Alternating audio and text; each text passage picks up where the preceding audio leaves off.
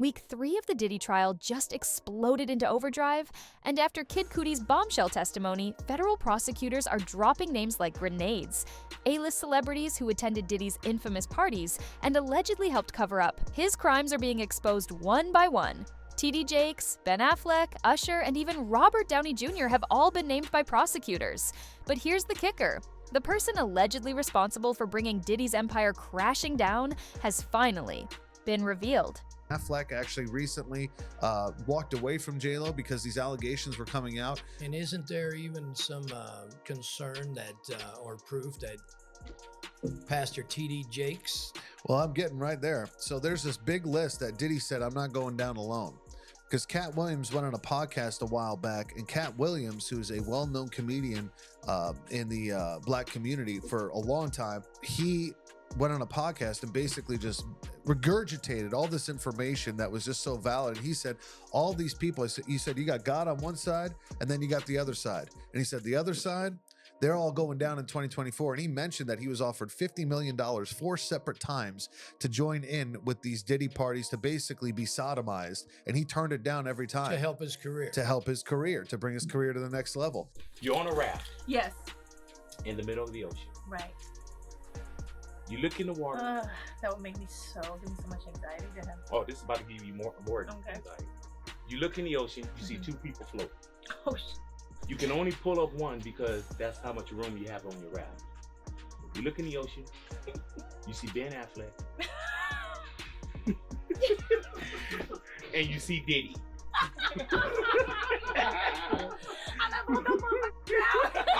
That's it! J to the L. The real celebrity list connected to Diddy will absolutely blow your mind. We're talking US presidents, British royal family members, music industry executives, and Fortune 500 CEOs. Some of the most powerful figures on the planet were in Diddy's Mont Beverger inner circle. And here's the spine-chilling part. This isn't the first time these exact same names have surfaced. Jeffrey Epstein was buddies with the identical crowd. At what point do we stop calling it coincidence when the same powerful players keep appearing every single time a major scandal breaks? President Clinton, President Obama, President Trump. I think these are 3 American presidents who really, really, really wish they had no connection to Diddy. But they all do. They all know him, appeared with him, partied with him. Clinton, Obama, Trump, and they're not the only famous people who partied and hung out with Diddy. Apparently there's like at least, 100 plus who are going to be named in his trial. Famous, shiny stars. We named some of them last night. We got a new one tonight, Iron Man. But we don't yet know what the connection is. Like, how are all these famous faces and names going to be connected to P. Diddy in his traffic trial? It's the kind of thing they're all freaking out about, right? And there are many unnamed yet. We're just finding out about them in jury selection. But I'll tell you what, the internet is freaking out and making its connections. Which shiny star had what connection to Diddy, and how could that end up in the case? Yeah, there you go. Y'all. Thank you. And I just want to say how much I appreciate Puff Daddy for doing the kinds of work that he's doing, because he doesn't have to do this. But this is part of what is important about giving back. Yes, we applaud you, and I want to apologize for not sweating, but I do this so much. I'm so cool. I just want y'all to see everybody I'm interviewing is sweating. I'm not even touching my brow. I'm so cool, and I want to apologize. I ain't trying to make you look bad or nothing like that, but I'm just so cool. We T-shirt.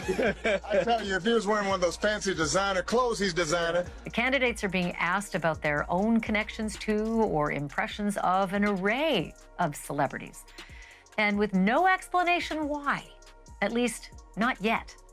The parlor games have begun, my friends. Everybody is trying to connect the dots between the shiny, famous names and the beleaguered rap star Diddy and the charges. Just today, the name Robert Downey Jr. came up in court. Robert Downey, the actor, and Diddy apparently do know each other and have been seen together in public. But Robert Downey Jr. reportedly never attended Diddy's parties. So if he does figure into this trial somehow, it's going to be a lot of news to a lot of us. Mike Myers, Another favorite Canadian, favorite actor, favorite comedian. He is on the jury question list as well. And that too is a tongue-wagging mystery. Unless it's about the quick jab at Diddy that he took in the Austin Powers movie? I don't know. Doesn't seem likely. Rolling Stone magazine reports that actor Michael B. Jordan made the list because Diddy once threatened him for dating Diddy's ex-girlfriend, Cassie Ventura. Same goes for the rapper Kid Cudi. USA Today says that Cassie's lawsuit claimed that Diddy threatened to blow up Kid Cudi's car. One celebrity desperately trying to distance himself from this nightmare is T.D. Jakes, the Dallas megachurch bishop who's been scrambling for cover. T.D. Jakes stepped down as lead pastor of the Potter's House megachurch just days after news broke that Diddy was offered a plea deal to expose his accomplices. Now T.D. Jakes is cooking up excuses for why he was a regular fixture at Diddy's parties, but absolutely nobody is buying his story anymore. People get on my nerves talking about who you should be seen with. I do homeless shelters. I walk in prison ministries. I deal with murders. I deal with and because they're our children, our sons, and our daughters. As a shock to many in the religious community, Bishop T.D. Jakes has been a spiritual advisor to presidents and a religious voice to thousands. Now he says it's time to pass the baton to a new generation. This is a beautiful moment for me. From the pulpit Sunday, Bishop T.D. Jakes announced that he was stepping down from leadership at the Potter's House.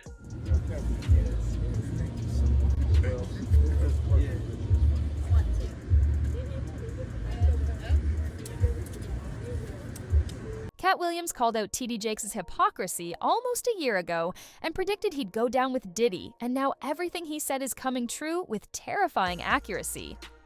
T.D. Jakes first surfaced as an alleged accomplice in Lil Rod's explosive lawsuit, where Lil Rod claimed Diddy was using T.D. Jakes' religious influence to polish his tarnished reputation. The allegations suggest T.D. Jakes helped Diddy access new targets while using his position as Potter's House leader to rehabilitate Diddy's public image.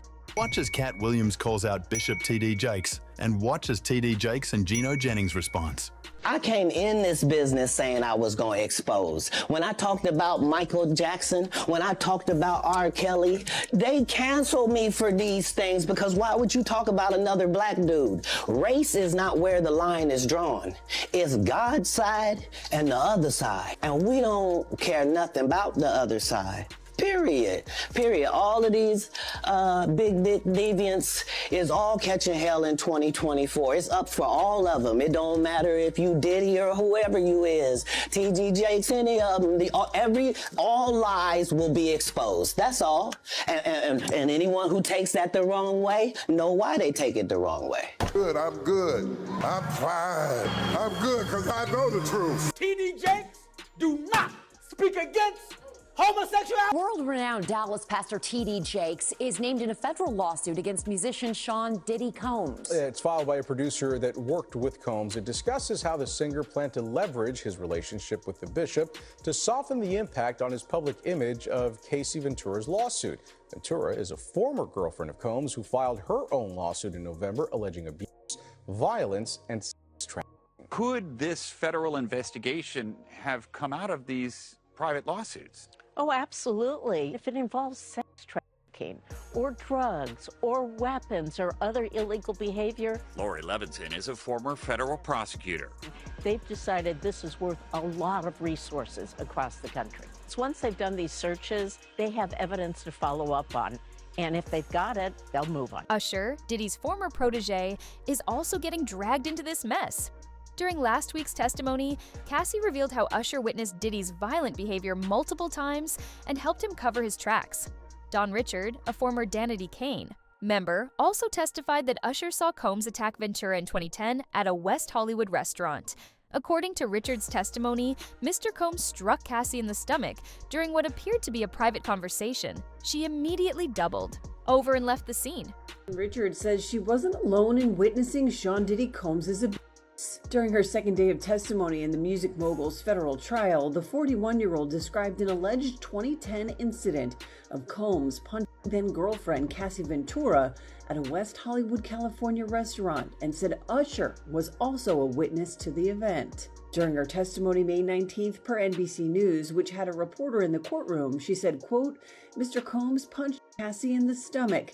They were having a private conversation and then he punched her in the stomach. She immediately leaned over and left. In addition to Usher, Richard, who was a member of the girl group Danity Kane, which was formed on Combs' show Making the Band in 2004, alleged that other musicians, including singer Neo, record exec Jimmy Iovine, and rapper Big Daddy Kane were present as well. When Richard and Ventura got into a car to leave after the alleged restaurant incident, Richard said another physical altercation took place between Combs, who has pleaded not guilty to all charges, and his then-girlfriend. She continues in her testimony, quote, we got in the car to head back to her house. Combs grabbed her, slapped her, popped her in the mouth, and told her to shut the f*** up. Everyone was quiet. Another major celebrity caught in this web is Justin Bieber, but unlike others, he didn't stay silent. Justin was allegedly victimized as a child at the same age Usher was when Diddy took him under his wing. Diddy reportedly gained custody of 13-year-old Justin, and during this period, the unthinkable allegedly occurred. Justin was reportedly exploited by some of Hollywood's biggest names, and video evidence supposedly exists. Days after the trial began, Justin released a statement, acknowledging that he knew disturbing things were happening behind the scenes. Justin Bieber breaking his silence on the ordeal after months of speculation over their one-time relationship.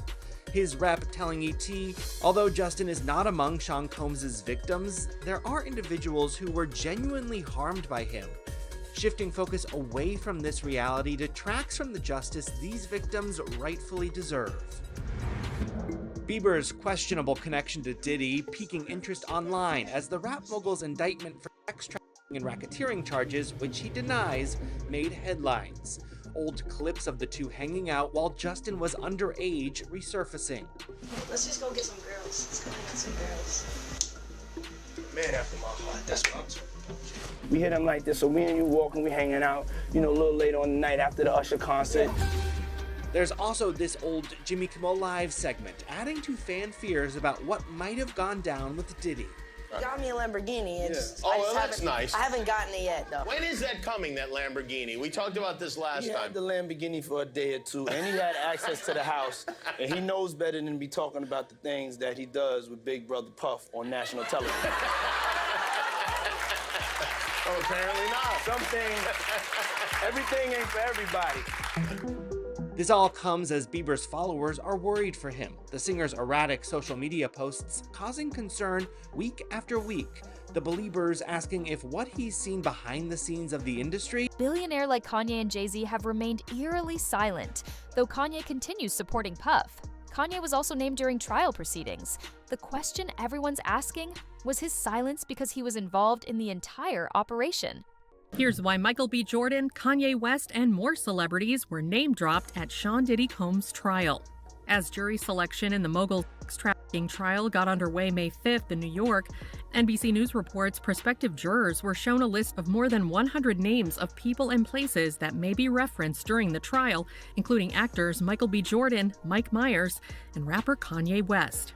While the aforementioned celebrities are not implicated in the case, the potential jurors were asked whether they knew any of the names listed and whether it would impact their ability to be impartial, per the outlet. Attorneys did not share an explanation for the list. The names of women who have taken legal action against Combs were also on the list, including his ex-girlfriend Cassie Ventura, whose November 2023 sexual abuse lawsuit against the rapper was settled one day after it was filed. Danity Kane alum Don Richard, who accused Combs of sexual assault in a lawsuit filed in September, was also listed. Combs has denied any wrongdoing in both cases. Explosive reports suggest the real reason Diddy got exposed was because he lost the powerful protection he'd enjoyed for decades. Diddy apparently turned against his puppet masters, so they unleashed the wolves on him. Think about this suspicious timeline. Just 2 months after Diddy lost his Diageo contract, his entire empire came crashing down. Did Diageo orchestrate Diddy's downfall as revenge? Diddy sues Diageo. Diddy filed a lawsuit accusing Diageo of neglecting the De Leon brand, racial discrimination, claiming they marketed it as an urban product and failed to treat him as a true business partner. Then in January 2024, they settled out of court. Diageo and Diego settled the dispute out of court. While details still remain sealed, the settlement marked the end of their business relationship. So this is from 2007 till 2024, 17 years. Could they have protected him? I don't know. Their CEO currently today is Deborah Ann Crew. She was a former intelligence officer in the military. Once intelligence officer, forever you're an intelligence officer. Who knows what happened? We don't know the relationship. We're not going to make any accusations. All we know is, could this have been a protection where they were at the parties and they knew things that were taking place and are like, wait, what do you want to do to us? No problem. Boom, drop the bomb. I don't know. All I'm saying is the timing is kind of strange. Maybe even they wanted to kind of be like, look, we know what's about to be dropped on this guy. We want to have nothing to do with you. We're out. Here's some money. You stay quiet. We'll pay you, but we want to get out of here. The only thing that the timing is kind of crazy is January 2024, they settle. 2 months later, remember what we're sitting there doing and minding our own business? And you hear, March of 2024, the feds are raiding Diddy's Miami home and his LA home. For what? There are shadowy forces operating behind closed doors that will determine this trial's outcome. It's no coincidence that everyone in Diddy's orbit started dropping like flies whenever it was convenient for him. The same puppet masters who eliminated Diddy's enemies might very well be coming after him now. Well, Pierce, let me ask you a question. From your journalistic perspective, have you ever noticed how in this industry, people untimely meet their demise as soon as somebody else seems like they're having a problem? Have you ever seen that before? Well, there was, of course, the case of one of his other ex-girlfriends, Kim Porter, who died of pneumonia at a very young age. You just referenced your own situation with pneumonia that you believe was deliberate poisoning. Do you believe that may be what happened to her? Why are so many people coming down with pneumonia? Why is that happening to everybody? What is that about? Where have you ever seen this many cases of pneumonia associated with one situation? So, you know. There were rumors. I'm not saying. Well, I was going to mention on this that there have been rumors circulating online that Diddy may have poisoned Jamie Foxx, which caused his 2023 hospitalization. In his Netflix show, he compared Combs to the devil in revealing his near-death experience after a brain bleed and stroke. He said, I say this all the time, I saw the tunnel, I didn't see the light. It was hot in that tunnel. I thought, have I gone to the wrong place? I looked up the end of a tunnel and I thought I saw the devil saying, come on, or was that Puffy?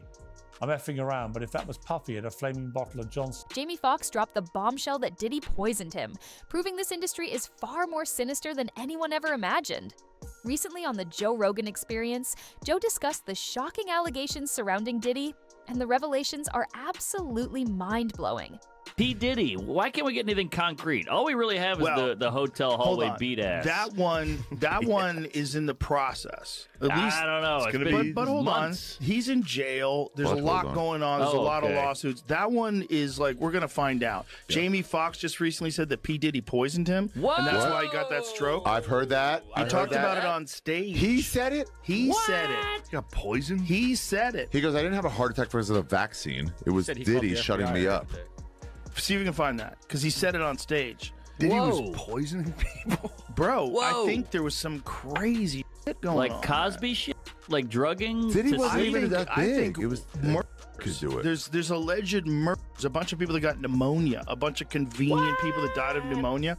Jamie Foxx addresses whether Diddy was responsible for his 2023 hospitalization while filming Netflix special. Holy shit. Jamie Foxx has a Netflix special. Do they not care about at all stand-up? Jamie Foxx is hilarious. Audience members, hold on, go back. I see him at clubs all the time, working out his bits. What is that share slide? I only respect grinders. The audience members had varying accounts of the comedian's words. Two of them claimed that Foxx said Diddy was responsible for what happened to him, that he's the one who called the FBI on Diddy, who's currently in prison awaiting trial and sex charges. Diddy has rejected the federal plea deal that would have saved his skin.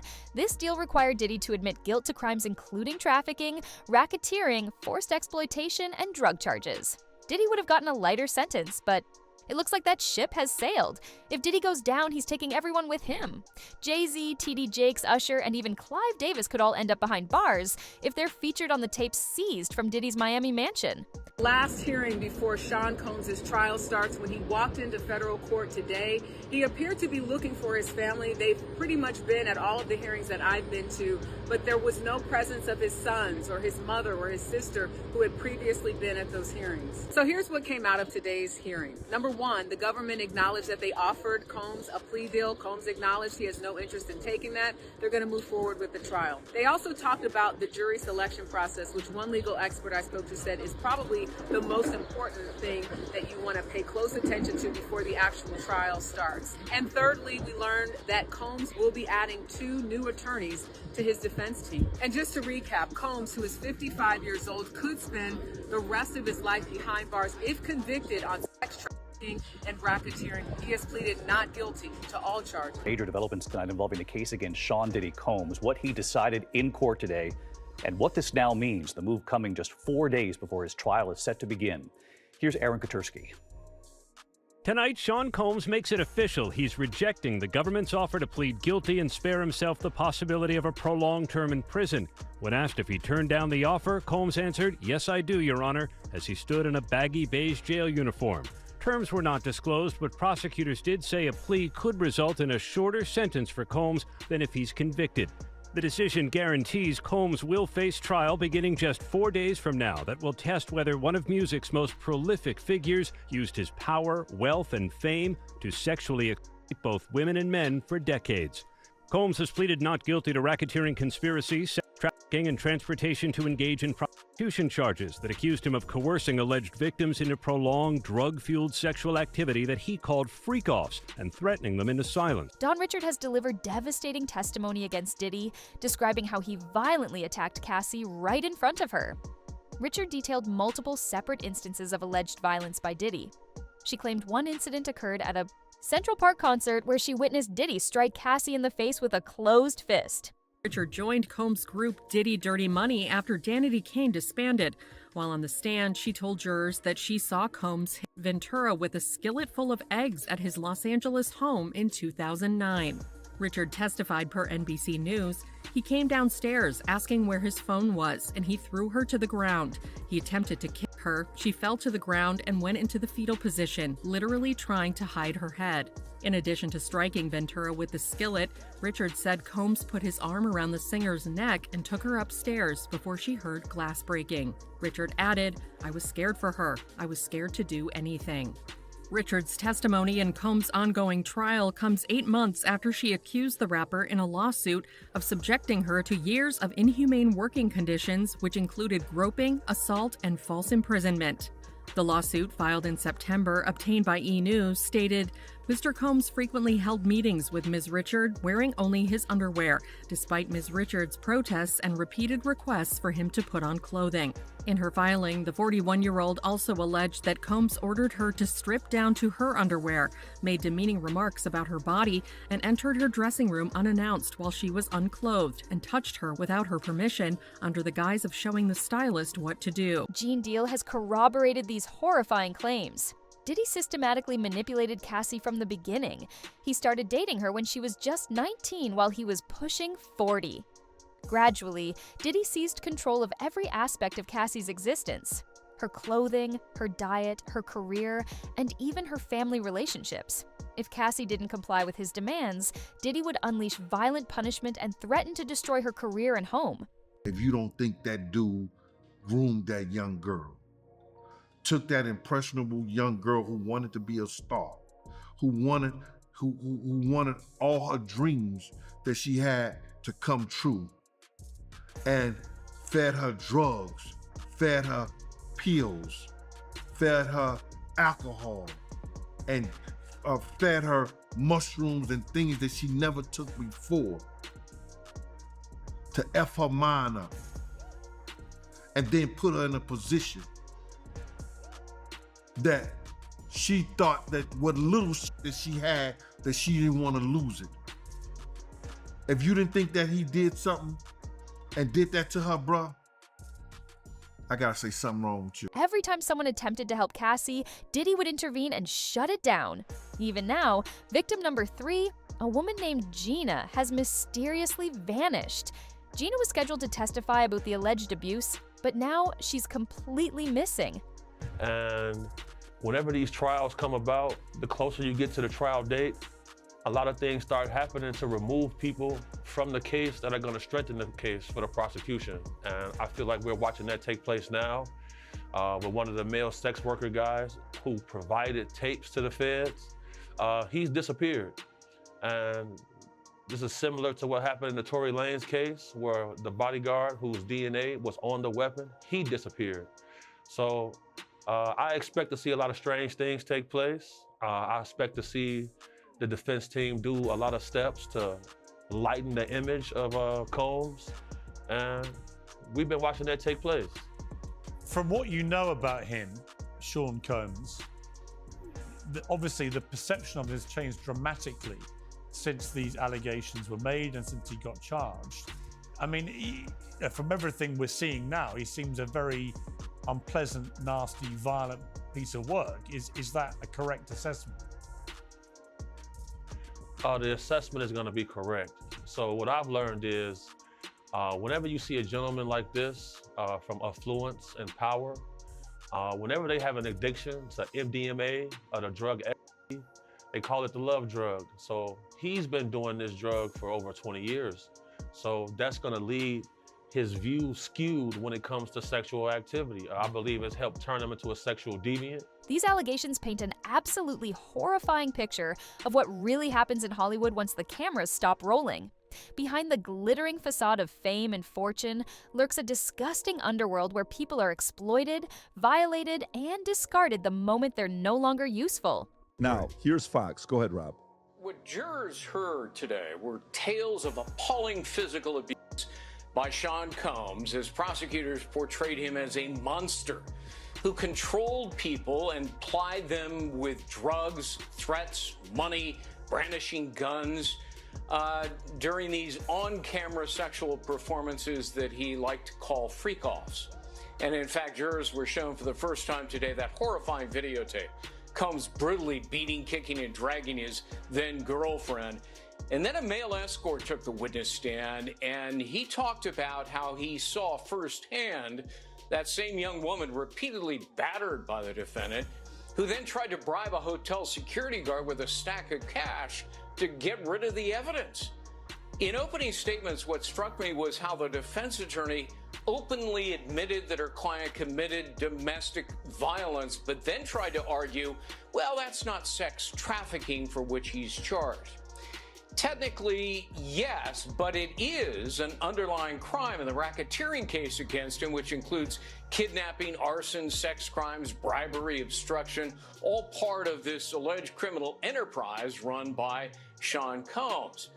His attorney also admitted to the jury that her client's conduct is, quote unquote, indefensible, and that he may be a sexual deviant, but that doesn't make him a criminal, which strikes me as not a terribly great defense. Are going to be arguing, and they said this to the jury, that the alleged female victims, and there are a lot of them, are all motivated to lie out of greed because they filed lawsuits against Combs for money damages. Well, that is a typical defense tactic, but it is dangerous, it is perilous.